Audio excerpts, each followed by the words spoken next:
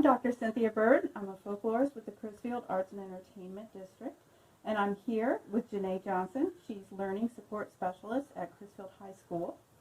We're documenting local tradition bearers and educators in a film series in honor of Black History Month and Women's History Month. So I'm here talking with Janae, and I'm going to be asking her about her personal experiences as an educator here in Crisfield.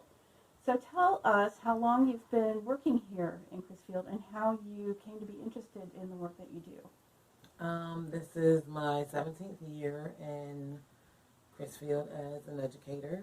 I started as second grade teacher, went to fifth grade, and now I am a fifth year as learning support specialist at Crisfield High School.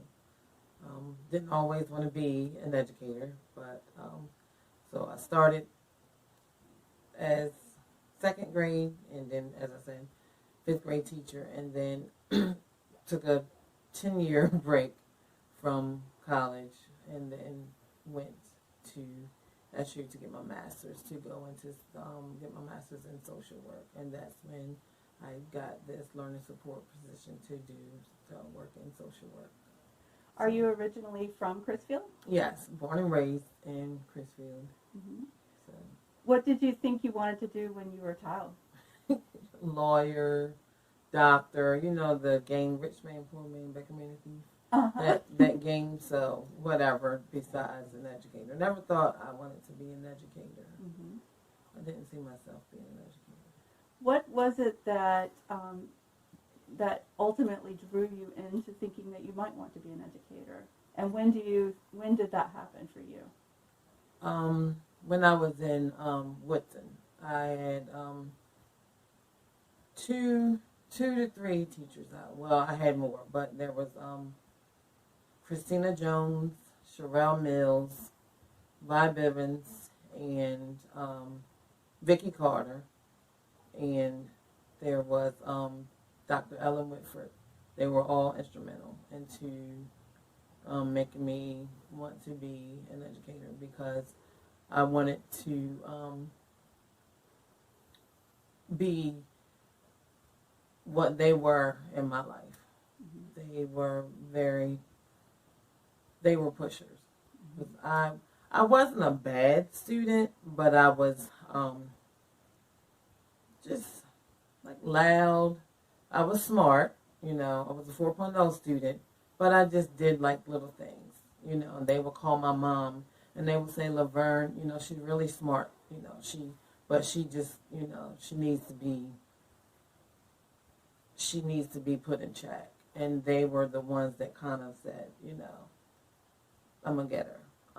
And then there was a STEP program that Vicki Carter, Sherelle Mills, and Dr. Whitford, there was a program that was for students that wanted to be educators. So I was in that program. It was a STEP program that was through SU, Salisbury University.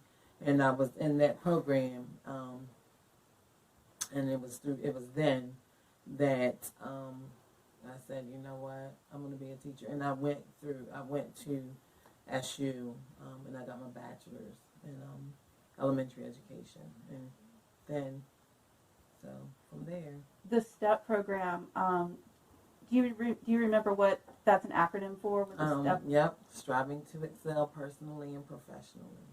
And is that for elementary or middle school? Do you remember what grade you were in when you did that? They stuck with us from Woodson. It was, we started in fifth grade, and they stuck with us through high school. Mm-hmm. Do you know if that program still exists? No. Okay. Mm-mm. Okay. So, but the women, I noticed that the teachers that you named were all women. The women that inspired you, you felt that they shaped you, and that's what inspired you to do the same for other kids.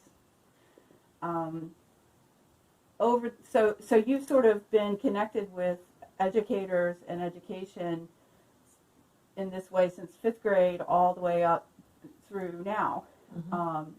And so you've seen education through the eyes of a student, but with an eye toward education, to being a master's level educator now. Do you see changes in education over the years or how has your view of education changed from being a young student to being on the other side of the desk as an adult and as a master's level teacher? It has changed a lot. There are some things that educators aren't allowed to do. There are some things that parents aren't allowed to do.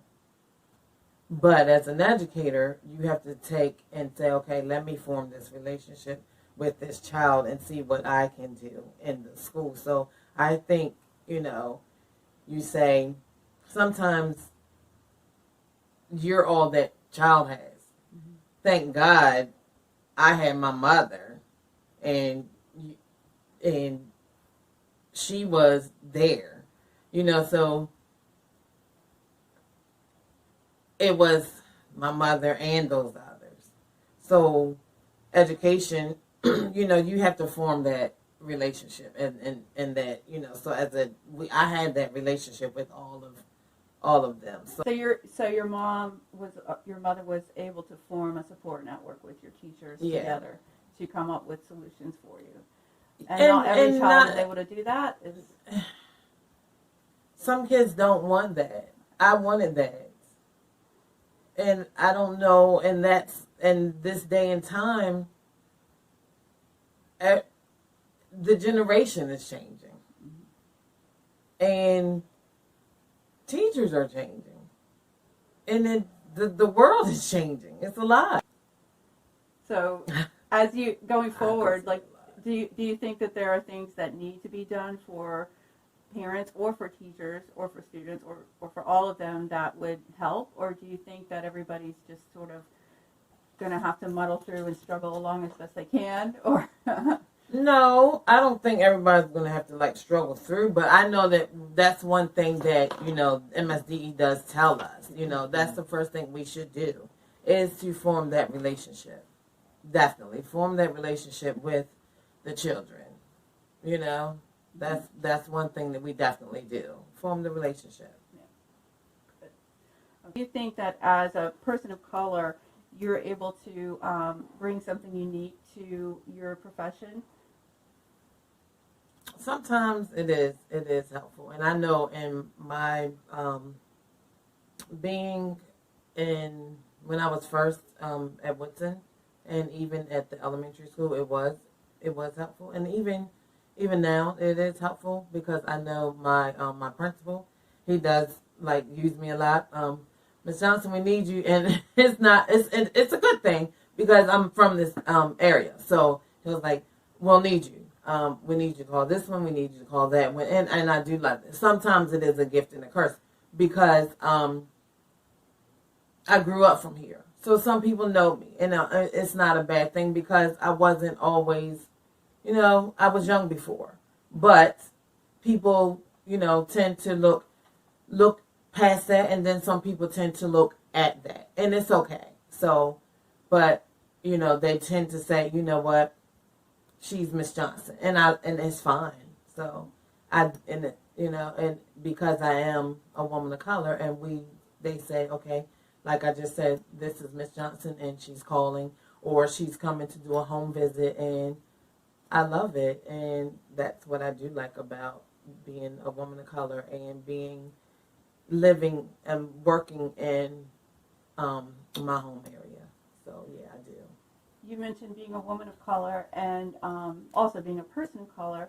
I've had women tell me that women are good at sometimes negotiating and compromising because we're used to having 2 cookies and 3 toddlers, that we're used to sort of figuring out solutions to certain things. Do you find that being female helps you have a certain perspective sometimes on things in addition to being a person of color?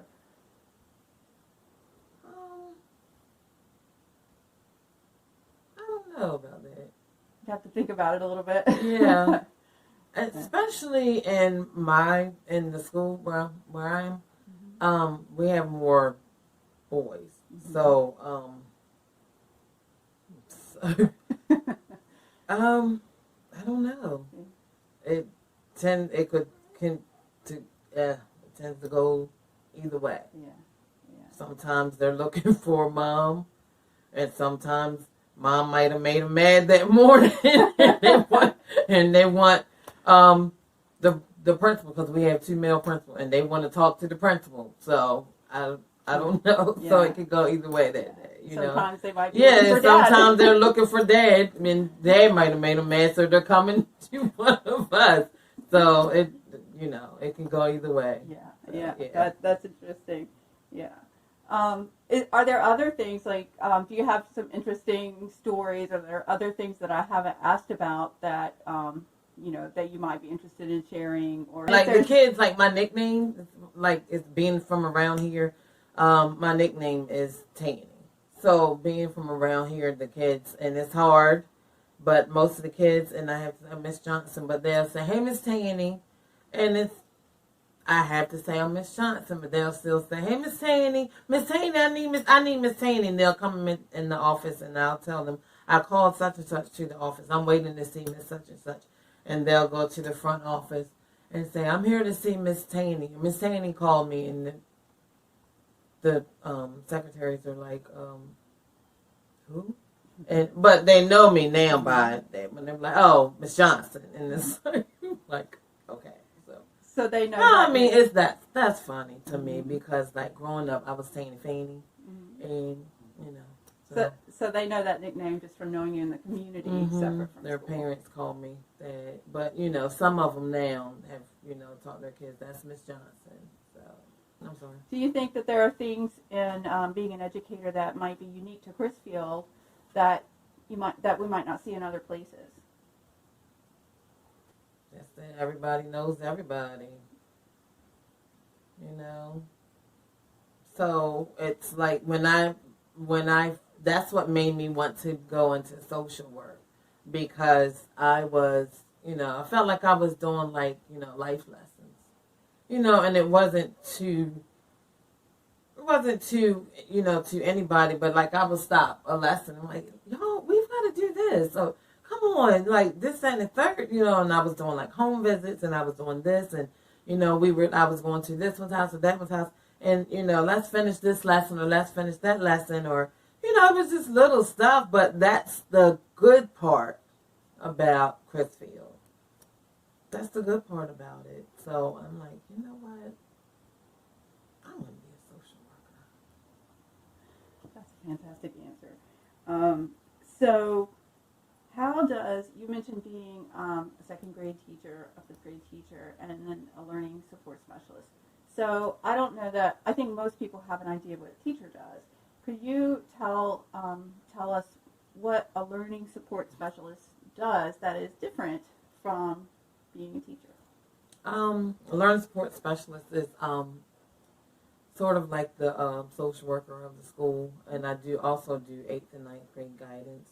So when a student is having attendance issues, having problems in the classroom, like anger issues, or if they're having just problems with at home, things of that sort, I'm the one that pulls them out. They make referrals to agencies and things of that sort, truancy referrals, things of that sort. Just walk and talk, things of that sort. That's what I do. And then 8th and 9th grade guidance, obviously. Has doing that kind of work with students and their families, I guess a little more personally, has that changed your perspective on some of the challenges that students might face now that you might see them a little more closely than it did when you were teaching in front of a classroom full of students and you were seeing them all at once? You saw that already. Yeah. That's what kind of made me want to go into social work. But I see it. I do see it more, because actually, although I'm 8th and 9th grade guidance, I do work with like a lot more students. So yes. we want to thank you for participating in this project with us. As we've done this program for Black History Month and also with Women's History Month, it's been a great opportunity to talk to a young professional who has been able to bring some of these issues together for us in one program. So thank you so much for being with us for this program, and we look forward to doing programs with you in the future. You're welcome. Thank you for having me.